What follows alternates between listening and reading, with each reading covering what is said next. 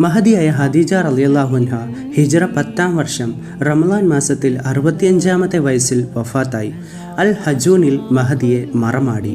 മഹദിയുടെ ഖബറിൽ ഇറങ്ങിയത് മുത്തുനബി സല്ലല്ലാഹു അലൈഹി വസല്ലമ തങ്ങളായിരുന്നു. വിശ്വാസികളുടെ മാതാവാണ് ഖദീജ റളിയല്ലാഹു അൻഹ.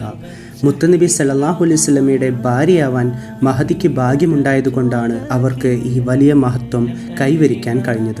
ഹബീബ് സല്ലല്ലാഹു അലൈഹി വസല്ലമയുടെ പ്രഥമ പത്നിയും ഭാര്യമാരുടെ കൂട്ടത്തിൽ പ്രഥമ സ്ഥാനവും അവർക്കുള്ളതിനാൽ ചരിത്രത്തിൽ കൂടുതലായും മഹദിയെ പരാമർശിക്കുന്നുണ്ട്. മുത്തുനബി സല്ലല്ലാഹു അലൈഹി വസല്ലമയുടെ 25-ാം വയസ്സു മുതലാണ് ഖദീജ ബീവി റളിയല്ലാഹു അൻഹയുടെ സാന്നിധ്യം. പ്രഥമ വിവാഹം, വഹിയിൻ്റെ പ്രാരംഭഘട്ടങ്ങൾ, ആദ്യകാല സംഭവങ്ങൾ, ഹിറാ വിശേഷങ്ങൾ, സന്താനങ്ങൾ തുടങ്ങിയ ധാരാളം സംഭവങ്ങളിലെ നേർസാക്ഷി മഹദിയാണ്. അതുകൊണ്ട് തന്നെ മഹദിയുടെ ചരിത്ര ദർശനങ്ങൾ തീർച്ചയായും ഈ ഉമ്മത്തിന് സൂക്ഷിപ്പുമുതലുകളാണ്. അസ്സലാമു അലൈക്കും. ഇതോടെ ഈ ഭാഗം കഴിഞ്ഞു.